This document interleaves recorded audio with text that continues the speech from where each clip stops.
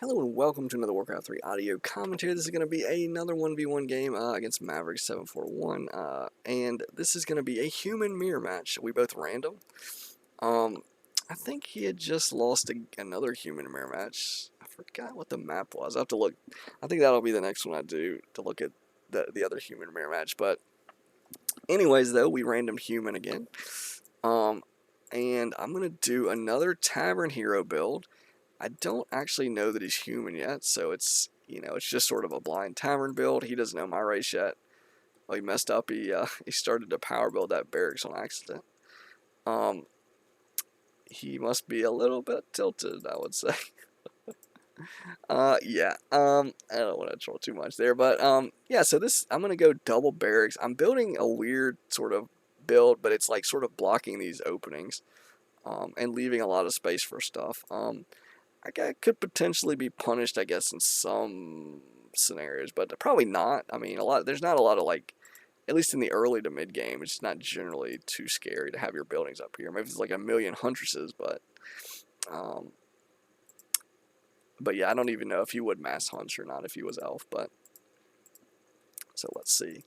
He scouts the close spawn. I don't think that you can spawn close anymore. I think they changed it to where you won't have close spawns for balance reasons. Yeah, he's going to be going for an Archmage. Let's see. Does he go for the orange first or the shop, or what is he going to do? It would be really greedy just to go right for the shop. I've got the I've got the footman in there scouting. And I think he's going to be a little more. I don't think he would have ever really just gone for that YOLO style, but maybe. I pick up a Pit Lord. I don't keep tabs on him. He's going to pull 3 militia. Again, he's going to go basically sort of a standardish type build. It's pretty common for him to do that. I'm going to be doing the non-standard type Pit Lord first. I'm actually going to go Cleave. I'm actually going to go Cleave first. And the reason, I actually have done this a fair bit in this matchup, actually, which is kind of funny, on champs a little bit. And there are pros and cons to it, of course. But one of the strengths of it is, especially if they have their base open in some aspects, Cleave at level 2 and 3, or sorry, even at level 1, but at level 2 and 3, Cleave can be very dangerous.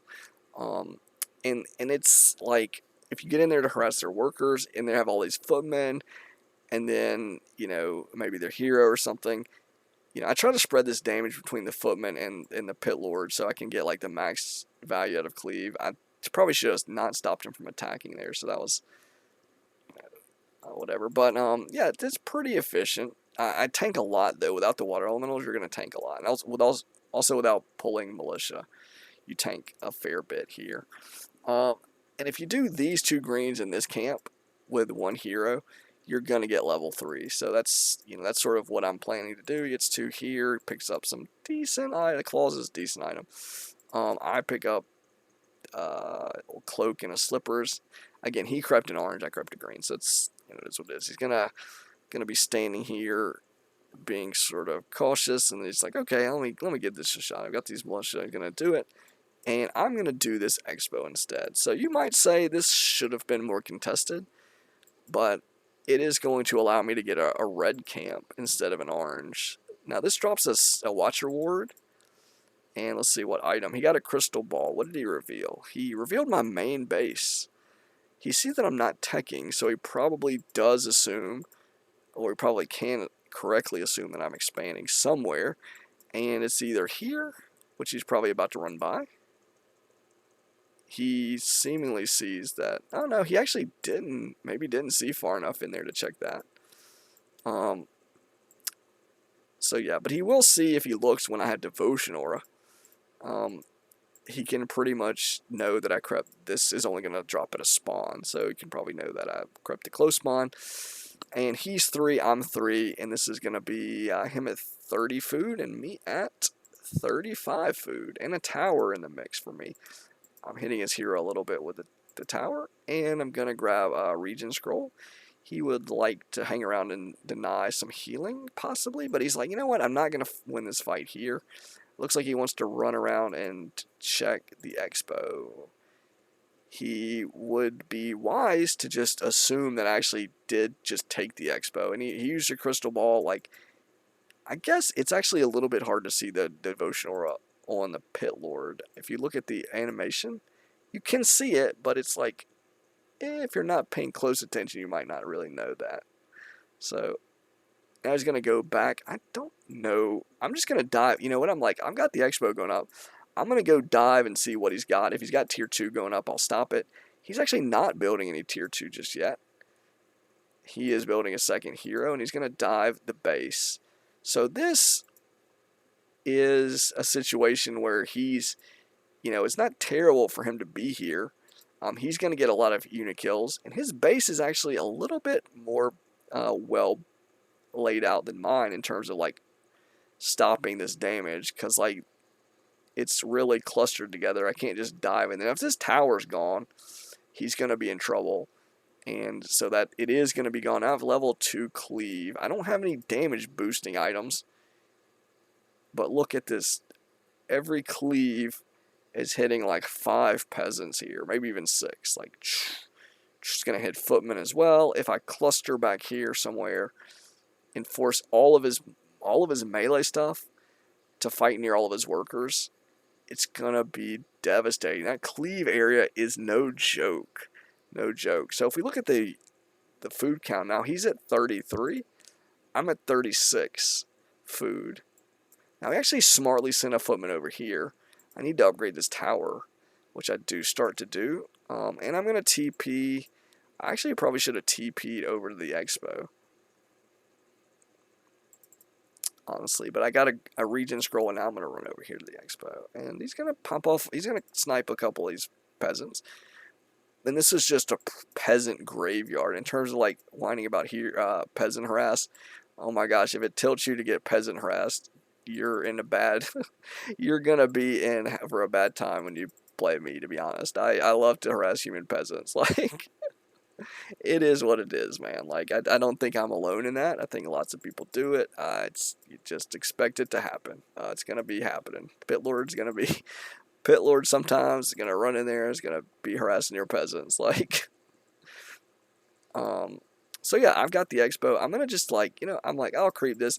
This was a little greedy. Like this, he's got the MK now. I think he went. I don't know if I'm pretty sure he went bolt. I don't think he went clap. Clap would have been super dangerous here for me, but I do have the expo, so like I can afford to just. I have way too many workers on gold right now, which is silly, but yeah, I'm just gonna creep a little bit. I'm throwing up a third barracks. He's probably like, oh my gosh. So the risk here. Let me slow the game down for a moment here. Oh my gosh, I just restarted it. That's really smooth. But yeah, the risk of this strategy versus the standard human strategy, Archmage, MK, into double sanctums, as I mentioned in the chat before, why didn't he go 2 sanctums? In the other game, he like massed rifles against Mastiff and Footman, I think. So like craziness. But yeah, the typical strategy in this matchup is Archmage footies into MK double sanctum spellbreaker priest, and then sometimes you're going to try to get to tier 3 for knights or griffins or some mixture, or maybe knights and flying machines, depending on what they're going to do. Or sometimes mortar teams, it really depends what they do and the timings and stuff like that. If I'd have totally walled this off, this would have been really funny. Like, his army would have just been like, brr, his hero would have been stuck on the outside. But okay, but yeah. Anyways, though, the weakness of this strategy, especially if you're double barracks and you're stuck on tier 1 for a bit, if you don't do really well in the harass, and they get 2 heroes, they get maybe tri-hero, and they start getting these casters, like Sorks, if I don't have Dispel, Sorks are insane, and if I do have Dispel, and Howl of Terror is like my secondary skill in the Pit Lord, if he has mass Spellbreakers, Howl of Terror doesn't do anything, really, and Cleave is still going to hit the breakers and stuff, but they are ranged, so he can sort of, space his units out a little bit easier, and then dance around with healing from the priests and stuff. So, but yeah, like I said, Tri-Hero is a big risk, because you're not going to have, the Pit Lord excels in situations like this, where you've got like one hero, you've got a bunch of really squishy workers and footmen, and he just is going to be hitting for massive value on his cleaves. Like, that's it. But he's not going to excel at actually focus firing the hero, the Archmage, or the MK, especially if you get a Paladin third. And the Paladin's going to be able to Holy Light the Pit Lord offensively. So you're going to be in a little bit of a dangerous position in terms of your own hero getting focused. So you're going to struggle to kill their heroes, and they're not going to really struggle to kill yours too much. He's a strength hero, so he can tank a lot of damage, but Stormbolt, Thunderclap, this is going to mitigate your damage a lot if he hits your hero. And you're not really going to have great sustain if you don't have Brilliant Sora and Priests. So you are really banking on the fact that you can actually like torpedo his economy at some point and really take control of the game early. Because if you don't, then he's going to creep more efficiently with Water Elementals. He's going to creep and take battles more efficiently with Brilliant Sora. And he's going to sustain between battles more efficiently with Holy Lights, possibly, and Priest, almost certainly, if he goes Double Sanctum, which he is going to do here. So that's sort of the matchup in a nutshell. If you don't have Brilliant Sora to go with your Priest, long term, he's going to be in a better position. You know, if he's got Water Elemental, it doesn't I mean, you can control magic Water Elementals to some degree, but like full hit point level 2 Water Elementals or level 3 Water Elementals, they're not totally controlled by Spellbreakers. Like, you don't lose quite as much. Now, you don't lose as much with Cleave. You don't lose all of your damage from Cleave against Breakers, but you do lose the Howl of Terror element of it. So, in that sense, it's, you know, not so great. But yeah, these Arcane Sanctums are going to go up, and he is doing a fair bit of damage to my economy. I staffed in. This was actually very risky, because he does have the Bolt, and he does manage to sink this around, which is pretty dangerous. But I do have enough Militia here to keep him under control. Plus, now he doesn't have enough mana for another Stormbolt, so I'm not nearly as much of a risk of getting Bolt surrounded. And where's my army? Oh my gosh, I didn't turn Defend off from creeping. That was really bad. But yeah, so now, again, I've got the Expo. He doesn't have the Expo. So he's basically got Tech, and I've got Expo. Let's see, is my Tech on the way? Not even started yet, but I'm towering this Expo up. He's not really going to be able to drop this Expo with Footmen. He just won't. Even with Breakers and Casters, he's going to struggle because the towers are going to get up. And I'm going to build farms in the way, so he's not just going to like freely get to attack the towers and stuff. I'm going to pick up a TP scroll. He's going to be back in my base. This is smart for him to do. He knocked the tower down, so this is going to be awkward. I'm just going to run the peasants out of here. You know, if he's not going to be able to kill these peasants, you know, and then I'm going to run him back, which is like, you know, that's not the greatest situation. But I do have the other Expo running, and now I'm going to be in his base, so he's going to have to TP. And I do probably want to take this fight. He's all clustered together. So maybe Cleave gets a lot of work done, but he is running around. So I'm like, does he have Priest yet? He doesn't actually have any Priest out, so he's not going to heal. So I can reasonably secure kills, and his economy is not running at the moment. He's got all these workers, but they're like way over here. He wants to militia. He wants to call to arms. He's at 40 food. I'm at 36, but I do have a lot of workers at this Expo, and I'm teching now finally. So let's see, the gold cost, he's in way worse shape in terms of gold. Lumbery's got a bit more than me, but gold, he is in terrible shape. And now I'm level 5. So I have level 3 Cleave doing 45 damage a hit splash. That's a big deal, because 45 damage is like a little bit it's just under 20% of a peasant's hit points. Now, if you're only doing 90%, you're not doing 100%. You could say 90% of, what did I say, 45 is, 4.5 is 10%. So basically 41 damage a hit. You are nearly doing 20% of a peasant's hit points per hit, or per attack splash. So if you hit one peasant and there's 5 other peasants there, you're taking every peasant down there down by 20%. So basically 5 attacks. they're gonna be dead, basically. Something like that. 5 attacks, it's not hard to hit 5 times. Like, it's just not. And if you look at Footmen, they're at 420 hit points, so 41 damage is basically 10%. So basically 10 cleave attacks on Footmen is gonna knock them out. Spellbreakers, they're at 600 hit points. It's gonna take quite a bit more than 10 attacks for the Spellbreakers, but and also, you know, they do have 2 base armor on Footmen and Breakers, and Militia have 4 base armor. Peasants have 0, so it's like, you know, but if you get in there with the Pit Lord, which again, I did have to crack the tower to his credit. His base build was actually pretty solid in this game for what I was doing. But if I had Rain of Fire, it wouldn't have been quite as dangerous, or quite as solid. But instead of Howl, but and he's gonna go for this. I'm trying to get these towers up. This one's gonna get canceled, which is sad. Or yeah, cancel it and he destroys it. This one's gonna get up, but it's only an arcane tower, and he's got Spellbreakers. He's got like 4-2. He's got probably 40 food over here. Yeah, he's at 40 food. His economy is gone though. This base has 8,500 gold left. This base only had 6,400. So in terms of which base he would like to take out, this is actually the tech base too. So like losing this base doesn't lose the tech. And these farms, these production, he's gonna struggle. Like he's got casters and stuff. You're the most boring person ever to play against. All you do is match tier 1 harass workers. Yeah, I mean, I was doing all kinds of crazy stuff in the games. I didn't harass workers every time. There was an elf mirror. I didn't harass workers. Let me see. I'm trying to think of the other games. Yeah, I mean, I went Farce. I did harass workers in the Farseer one with the elf versus undead. I was gonna try to aim for workers. That was a little bit of a trolly thing. He was gonna make comments about, oh, you just harass workers. Like, what was he doing here? Was he harassing workers? I could swear that these were some workers that he ran into. In fact, he was the first one to harass workers, right? Like, he runs into my base level 3. What was he doing there? Was he just checking it out? Was he trying to shop at my arcane vault?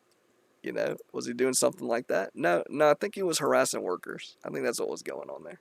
So yeah, you know, if you're gonna cast stones, you know, bro, I mean, you're harassing workers too. Like, what are we talking about here? It's, you know, if the workers are open to harass and that's the timing, that's what you're doing. You know, it is what it is, dude. Don't be talking trash about something that's like just part of the game. Like, I mean, it's not like I'm using map pack or something, which you know,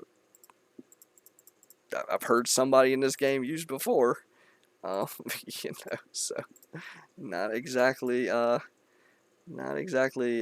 me, as it were. So but anyways though, again, that, you know, the Pit Lord strategy, again, if he doesn't start losing workers and he gets those casters out, it becomes an uphill battle for the Pit Lord, because he starts getting the MK, you know, level, the bolts. You know, what's the second hero going to be with the Pit Lord? It's kind of awkward, because you can't really heal him with a Paladin, so it's not really going to be Paladin. Maybe MK with Bolt Clap, but that's really awkward too, because then you don't, you know, you're up against AM MK. They probably out mana you, and it's really awkward. And, you know, kiting and really the big thing is if you want to get casters, like, the person with the Archmage has the advantage if it comes to like a long drawn out game of caster battles and stuff. Like the priest, he's just gonna have mana forever, and you're not, so it's awkward. If you've got a MK for Thunderclap or Bolt, the breakers, shrug it off. You can't hit breakers with any of that stuff, so it doesn't matter. They're gonna eat your mana alive because of feedback, and then if you feedback against them, well, they have Brilliantor at least. They can hit and run, and then they can still get mana from Brilliantor and da-da-da. So it's like, well, what do you go second? You go Blood Mage with Mana Siphon? You don't really need mana on the Pit Lord, so probably not. Do you go Archmage? Maybe you do go Archmage. Just go Archmage. I would hesitate to say picking Brilliantor first, but, you know, level 1 water elementals, are those super dangerous? Blizzard, maybe go Blizzard. But Blizzard doesn't affect breakers, so probably actually don't go Blizzard. I'm trying to think of what hero really works well with the Pit Lord, and honestly, none of them are that great. I guess a Panda wouldn't be bad. Instantly getting a Panda for Breath of Fire when there's still footmen in the mix, and then just keep diving workers. Like, I know that's probably like the nightmare for James here, because he's really, apparently it's super boring to him to have to get his workers harassed, even though he was harassing my workers. Super boring, right? But yeah, maybe just picking up a panda and just continually diving, with a panda, or maybe a tinker. It's really awkward. I don't tinker cluster rockets or tinker factory. Probably tinker factory would actually be something, because it would be pretty. It could potentially be decent against spellbreakers. Like, if you have just a small number of spellbreakers, and you get into a battle and there's cleave and there's a bunch of footmen, there's a bunch of there's a pocket factory popping out, robo goblins that do normal damage. Do you really want medium armor breakers in that spot? I assume they take the explosion damage. I don't think it counts as magic, but I'm not 100% on that.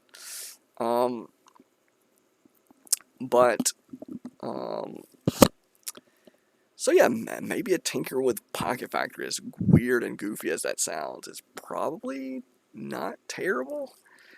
Beastmaster Bear, and maybe, I don't know, it's against Dispel, it's probably terrible. Adept Priest eventually, and control magic, probably not great. Alchemist for healing spray. It's channeling, but maybe you can at least heal the Pit Lord with that too. So yeah, maybe Alchemist heal spray. Maybe that's the move. You can get your healing from heal spray instead of priests. Maybe acid bomb probably scales pretty well with cleave and stuff. Doesn't affect spellbreakers though, so a little bit awkward. The Alchemist attack damage is pretty decent, so his auto attack. So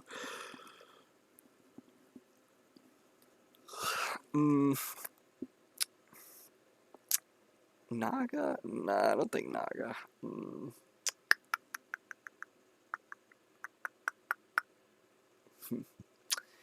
Yeah, I'm trying to think. That Panda maybe is like the best I can honestly come up with. Panda or Alchemist. Maybe if you're really diligent with the Dark Ranger attacking, last hitting peasants that you're about to kill, maybe Dark Ranger with Black Arrow. But that is super awkward in most other circumstances. Like in actual battles against Archmage, MK, Paladin, Breaker, Priest, that's a terrible second hero. It's going to be hard for you to kill anything. It's going to be easy for him to snipe with Bolt, Holy Light. It's going to be, like I said, hard to kill anything with the Priest healing. And then if you do get a bunch of skeletons, he has Adept Priest or Breakers with Control Magic or both. Just steals all your skeletons. Like, there's not really a lot of upside there, seemingly. So, Naga, pretty squishy. Think it's too, really anything that's, magic dependent. Like, Frost Arrows is the big weapon. Frost Arrows or Fork Lightning is the big weapon of Naga. Both of those. And both of those are going to be useless against Spellbreakers. So the more breakers, the less useful that hero. So, but anyways, that's sort of going down the list. It's like one big thing about the Pit Lord is if you're going to do this, maybe just stick with solo here and get Doom Guard. Doom the ultimate. It's pretty good in a lot of spots.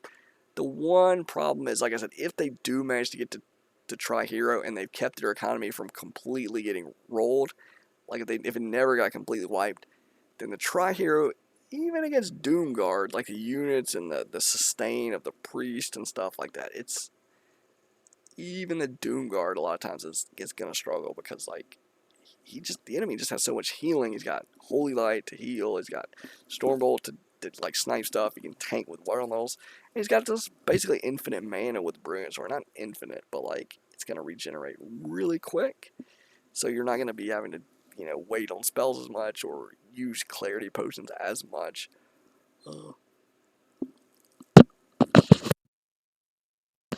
So yeah, that's but if we look at the score screen here, resources, we're going to see a massive difference in resources. No upkeep loss for either of us both, so that's interesting. I was about 4,200 gold more than him, which is a massive amount. And that's going to translate to largest army. I was at only 48, and he was only at 42. But I did make more units than him with not a summon hero. He had he had an Archmage with water elementals, And I still managed to make like 7 more units than him.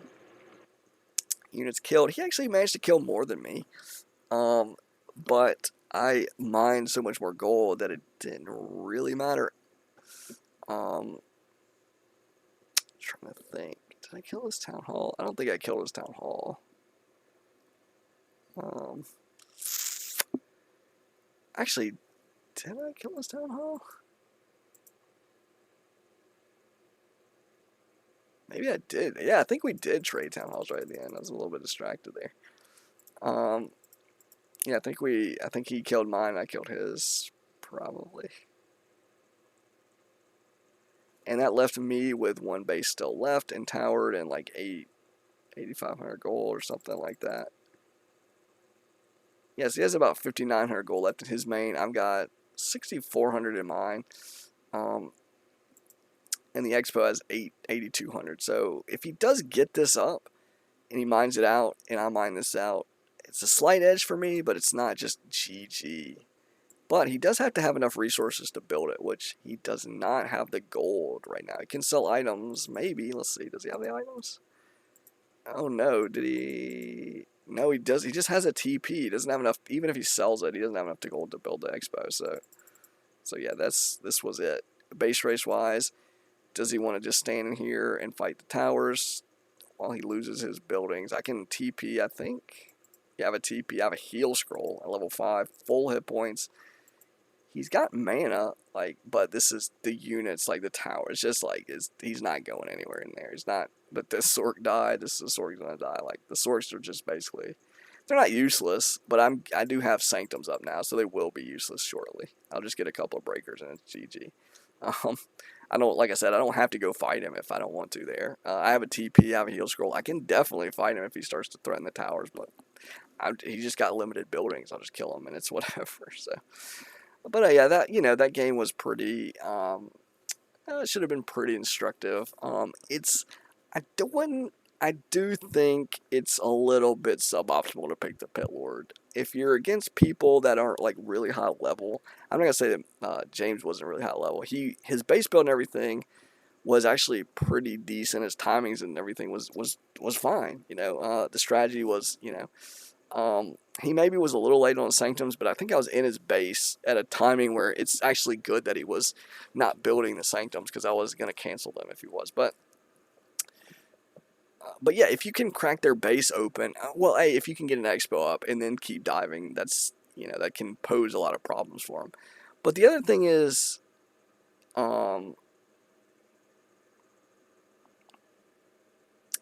I said, if you can crack into their base and make an opening for the Pit Lord at 3, like he can, and a bunch of footmen, it can be like a Trojan, like a Trojan horse. You get in there, now you're like in the middle of it, and cleave, like I said, is the value in certain scenarios with cleave is crazy. Like you think about all that splash, like I forget what the damage, it was like 45 or 65%. I think at level 2 it's 65% damage.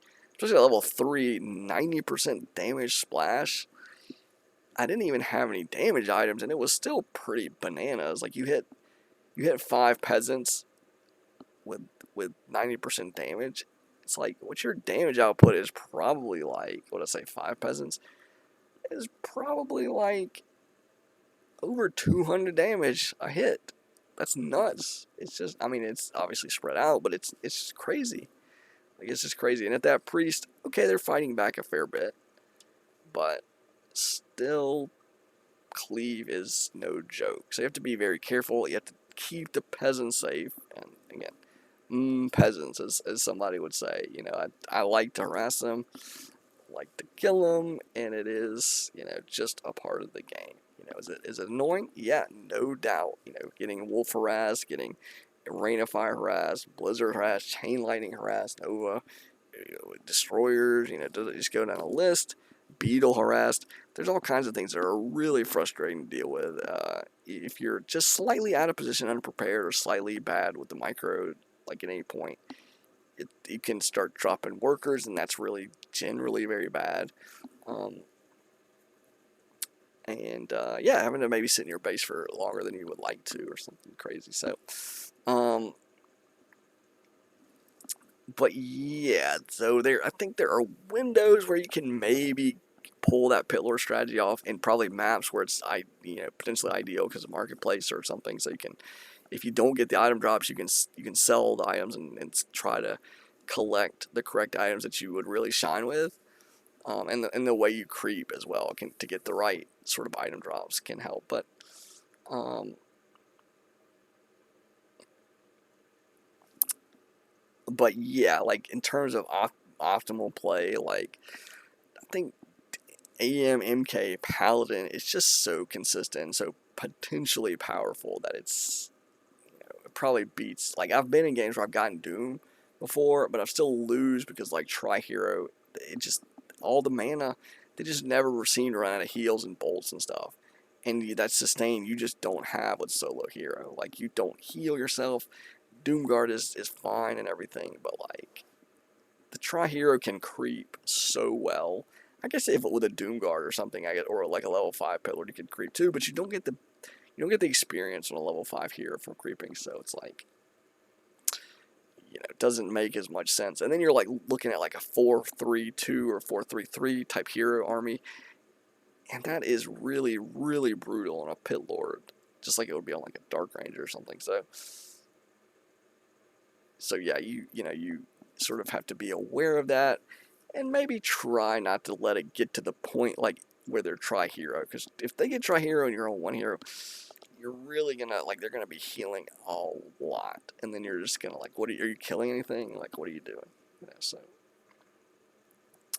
So yeah, that's gonna be the end of this one. I think I've got maybe one or two more replays between us, maybe three. I'm trying to think. There was a super long game on Twisted Meadows that was like I think it was like 40 minutes long or something crazy. I may do that one. It's a long one. And then I think there's another human mirror match. I don't know if it was on. I don't think it was on Turtle Rock. I'm not sure what map it was on. Either one of the classic ones, or maybe Last Refuge or Concealed Hill. I generally like the older. I like Echo Isles and Twisted Meadows and Turtle Rock. I like those maps more than a lot of the newer ones. Like there's some new ones that are fine. Like Last Refuge, Concealed Hill are fine seemingly. Uh, the changes they made to like turn and stand, pretty decent. I thought. I'm trying to think. What other maps 1v1 were there? I don't think Lost Temple's in the pool anymore, so that's probably good. Even though I like Lost Temple in some sense, I think some races or some strategies have a massive disadvantage on that map.